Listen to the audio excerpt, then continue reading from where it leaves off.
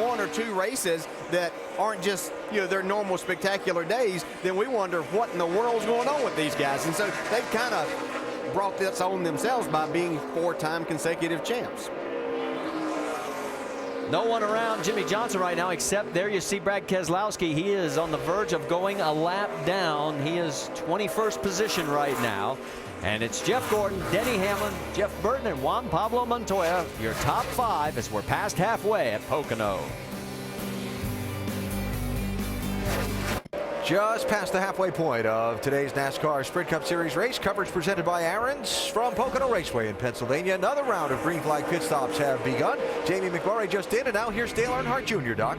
Yeah, a little bit of a struggle continuing for Dale Jr. They've had air pressure adjustment, track bar adjustment. They will go that direction again. They're trying to get him loosened up with the sun out. Surprisingly, they are tight coming off the corner. The 20 car in front of him, Joey Logano, said the car had been very, very tight all day, but it now gotten very loose all of a sudden. So Joey Logano says we got to go back on those adjustments.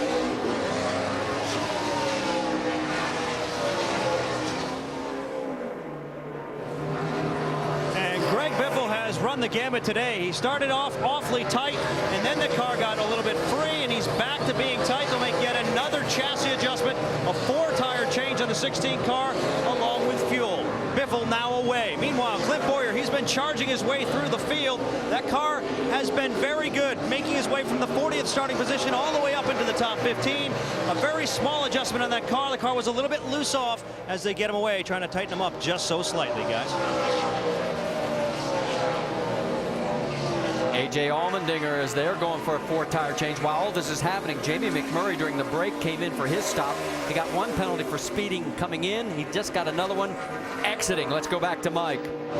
And Juan Pablo Montoya, you heard him complaining about the last set of adjustments. This time down pit road, they're going to try to adjust to the changing track conditions. A chassis adjustment on the 42. Also 4 tires and fuel for Montoya, Doc. You can sum up Kurt Busch's day with one word: frustration. Again, they will adjust the track bar, air pressure adjustment. He said the car is just so tight it will not turn.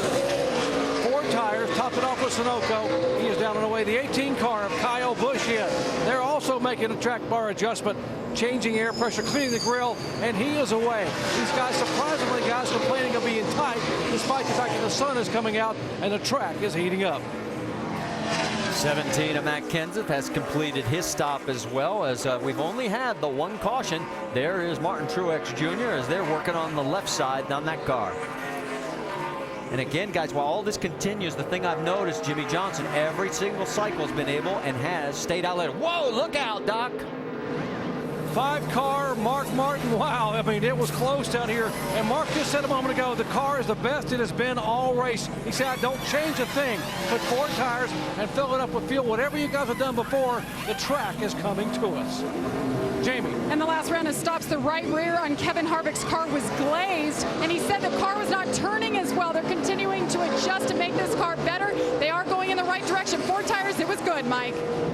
And Jimmy Johnson has been consistent about what he's been complaining about on this car, saying it's just a little bit free.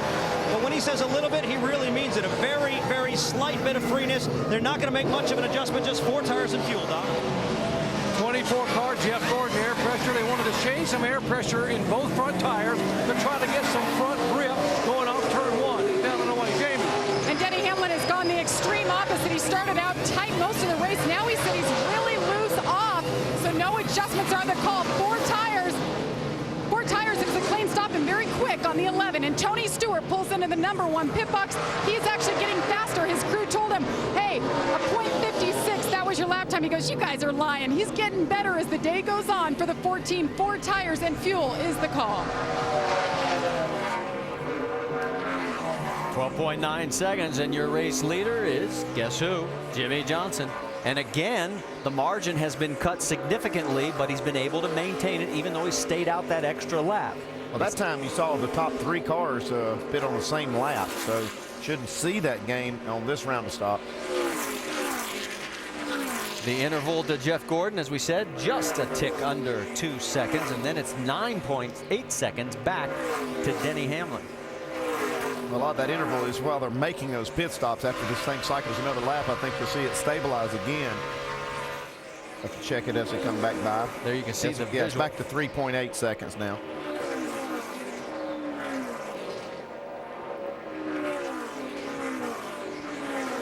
Looking further back as there you saw Mark Martin. Remember, he had that close call.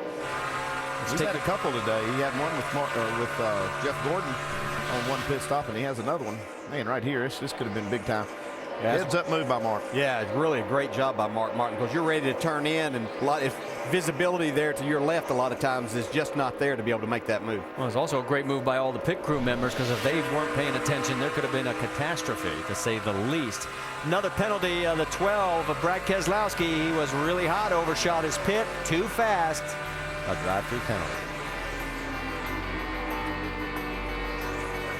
A massive Pocono International Raceway, the Tricky Triangle in the mountains of eastern Pennsylvania, hosting the NASCAR Sprint Cup Series for the 66th time today.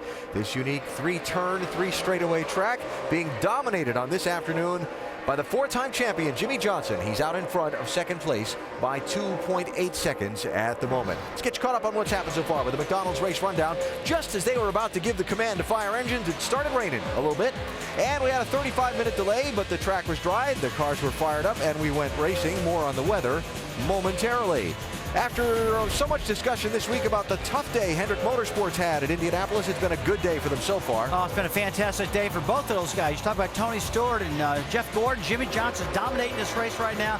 They got their act together, got their wheels back on the wagon. Mark Martin running 6th at the time, but really the day's been about Jimmy Johnson. Jimmy Johnson has been extremely strong. Looks like the Jimmy Johnson of old, the one we've used to come see the last 4 years, just dominating these races. So he's back up front once again. Took the lead for the first time at lap 22. He's led most of them. Clint Boyer's been the biggest mover on the day. Started back in 40th, raced his way up to 15th now. Yeah, real big, impressive move out of Clint Boyer. 40th, like you said, got real loose qualifying, had to start in the back, but then just powered through this field right now, like you said, Alan, all the way up to 15th right now, and continuing to get up there. And take a look at that.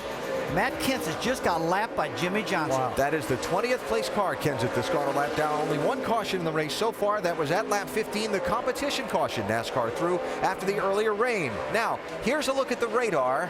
And that stuff out to the west of us, left of your screen, we're keeping an eye on. It's been growing a little bit.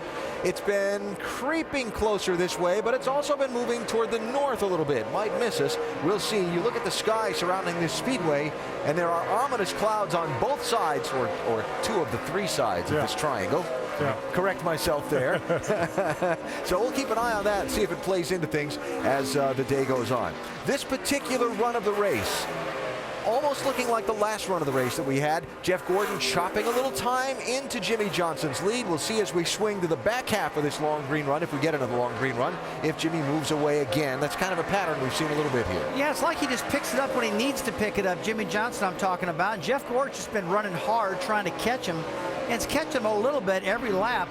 But Johnson has got such a good car. He's just kind of driving, I think, as hard as he needs to drive. In fact, Dale Jarrett mentioned that just a little while ago. I got to agree with him. He's just got a great car. But Denny Hamlin, this guy here, the sun was out a little while ago, guys, and I noticed he was running better when it was hot and sunny.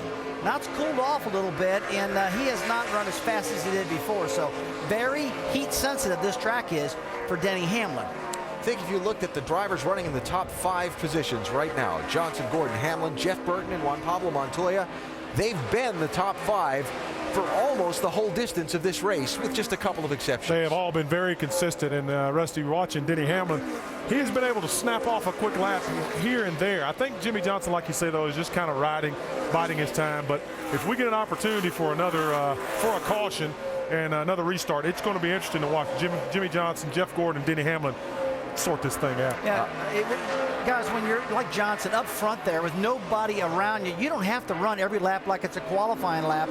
And I doubt if Jimmy's doing that. He's running good, consistent, smooth laps, giving good feedback to Chad Knaus.